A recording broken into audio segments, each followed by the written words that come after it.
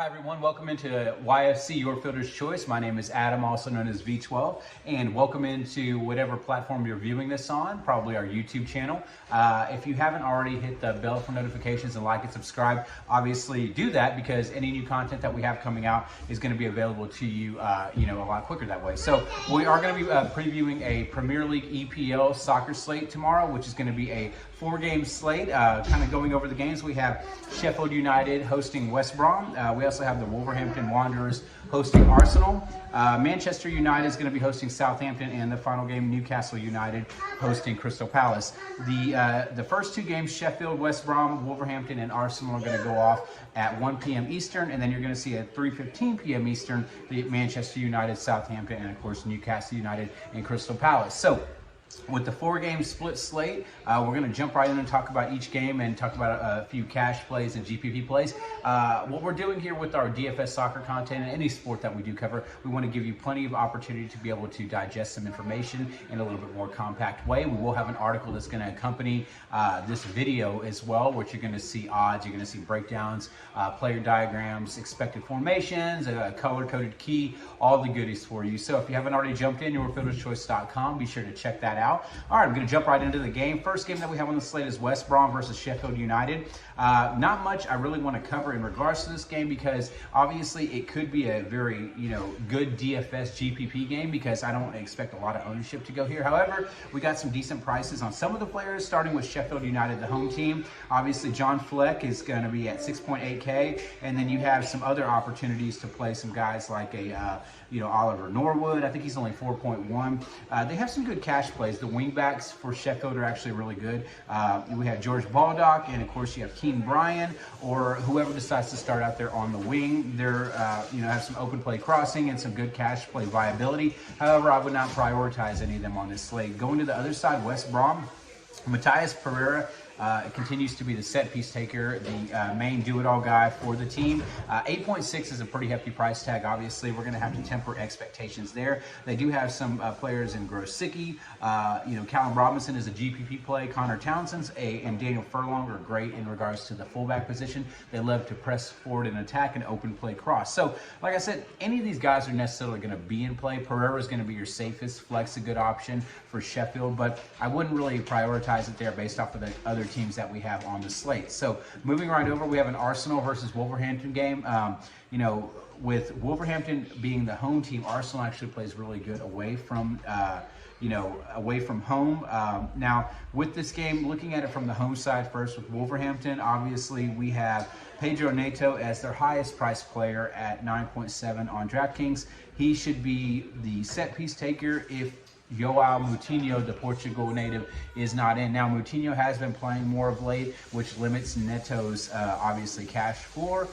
So you're looking at his most recent game. He did not have a goal or assist, but he still scored 14.6 fantasy points against Crystal Palace with 12 crosses there. So we know this guy can get it done without having set-piece equity. Now, looking down also at some other Wolverhampton players, we should not have Raul Jimenez. He is still injured. So looking to start up top as a GPP play, you're probably looking at going to be, I think the striker should be Fabio Silva, but you could see a Daniel Podence and Pedro Neto teamed up top in the attacking pair. We could get an Adama Traore as well. Now, with Wolverhampton, they're a good team, but they're not great defensively anymore, and they're facing a tough opponent. Arsenal's going to be the favored team, even if it's a slight favorite, but being away and having the form that they've had recently, obviously they're the team that we have to consider. There is a lot of questionable players, of course, for Arsenal as well. Bukayo Saka is their top player in regards to pricing, 10.2K. I will say, if he's starting, he's probably going to be a player that I'm going to want to prioritize. 10.2 is a lot to ask. Probably more preferred on DraftKings based off of the scoring than FanDuel because he's not a huge goal scorer. He can score for you, but he's more of a creator where DraftKings awards more points for open play crossing and things like that. I don't have a lot of interest in Lacazette as a striker. He is questionable. I just think his skill set has diminished over time. Aubameyang is actually a pretty nice play at 8.7. Willian may start or Pepe may start. Now, if you see just Saka on there with no Willian or no Pepe, he is going to have all the set pieces, which will make him a core play. If you see one of those other guys, which I anticipate we do, I think that it's actually going to limit the exposure to Saka a little bit, and people may look at some of the other pieces here. So, like I said, it depends on what the lineups are that are going to drop. Now, looking at just like overall at this game, obviously it's going to be a tough matchup. It's going to be a close game, so I don't think people are going to have too many of either side.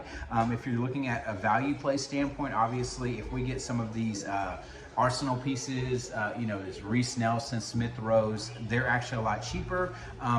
From the Wolverhampton side, I do love Nelson Semedo as a wingback.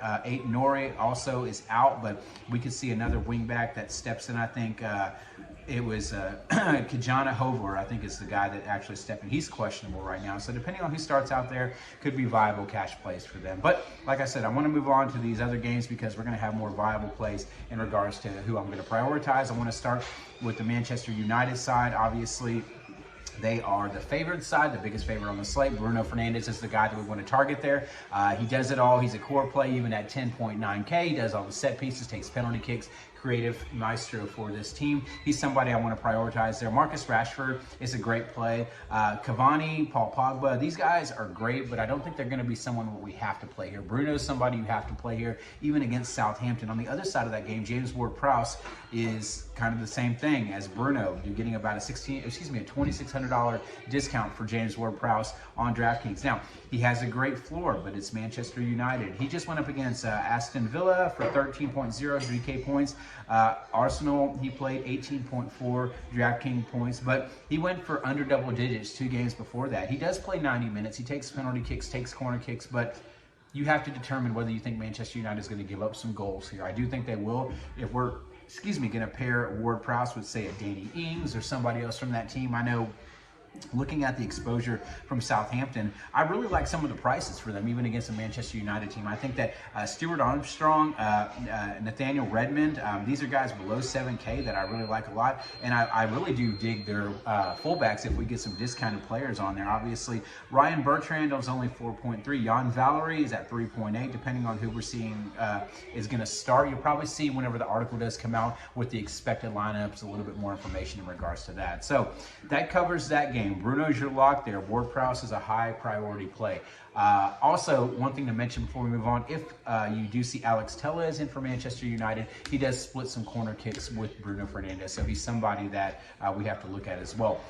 Last game, Newcastle is hosting Crystal Palace. I do like this game. It's going to be a very good DFS game. We can prioritize some of these players that we look at from the Crystal Palace side, and Newcastle also as well from a standpoint of Wilfried Zaha is only 8.5K. He's a great attacker for Crystal Palace. He's been in pretty good scoring form, shooting form, not as much scoring form. So I do think he's kind of overdue here against a Newcastle team. Newcastle's one of those teams that we target in DFS because the amount of crosses that they allow into the box, the amount of shots they allow on goal. So Zaha is going to be a pretty elite play, even at 8.5K. But I love Andres Townsend, and I think Ebereki Eze, he paid us off whenever we prioritized him playing on a shortened Manchester City slate where we stacked Manchester City and played Eze as our one-off for Crystal Palace at YFC. So Eze does split set pieces with Andres Townsend. If Townsend's not in, Eze's going to get them all. And he scored 14.7 with 2 crosses,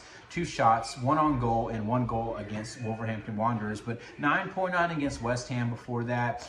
He had a tough matchup with Manchester City, 5.6, but 8.4 against Arsenal. I think at 7.7K against this team is a great spot to target him. I don't think you can play him and Zaha, but in a GPP, you can stack those guys up and look at maybe one of their strikers as well. Looking at the other side with Newcastle, obviously, if Matt Ritchie starts, he's going to be their priority set piece taker there. More than likely, we're going to probably see a Ryan Fraser or a John Joe Shelby in. We have to take a look at the expected lineups. Newcastle's one of those teams that we have to see what they're going to be putting out there. Miguel Almiron is a great play.